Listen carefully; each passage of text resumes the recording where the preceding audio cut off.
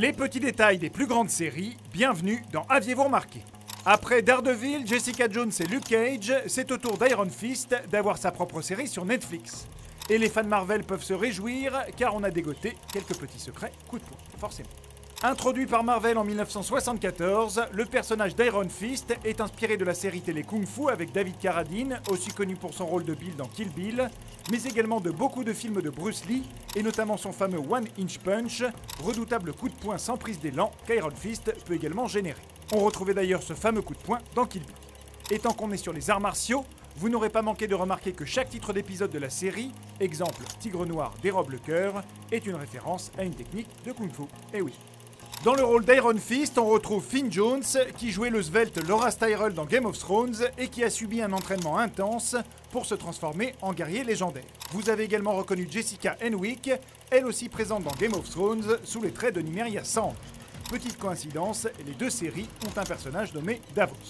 On retrouve aussi dans Iron Fist Rosario Dawson qui reprend son rôle de Claire Temple et qui a au passage piqué la phrase culte de Luke Cage, Sweet Christmas. Carrie-Anne Moss, alias Trinity dans Matrix, reprend également son rôle de Jerry Hogarth après avoir aidé Daredevil et Jessica Jones. Et lorsque Claire lui tend un billet de 5 $, elle affirme que cela paye exactement 2 secondes de son temps. On a fait le calcul pour vous, cela reviendrait à un salaire mensuel de 1 400 000 $, de quoi faire passer Bruce Wayne pour un smicard. Au passage, vous aurez bien sûr remarqué le poster de Stan Lee en arrière-plan. Et dernier clin d'œil à l'univers Marvel, Joy affirme avoir obtenu des photos de surveillance d'un détective privé alcoolique. Il s'agit bien sûr de Jessica Jones.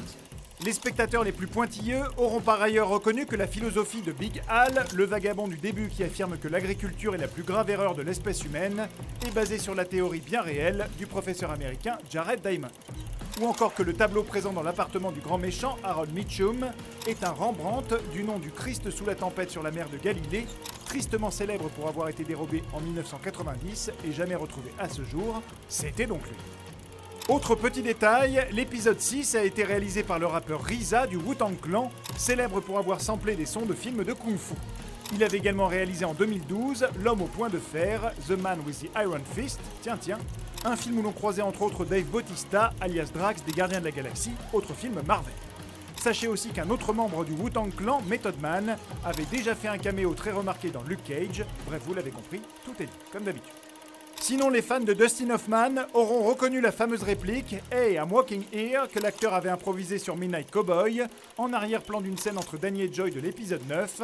Enfin, lorsque Harold Mitchum affirme avoir toujours voulu aller en Australie, c'est un petit clin d'œil au fait que son interprète David Wenham est lui-même australien. Ce même Harold, revenu à la vie par 2 fois, est listé sur le téléphone de son fils Ward comme Frank N. Stein, référence à un autre revenant célèbre, le monstre de Frankenstein bien sûr, mais ça, vous l'aviez remarqué, non ?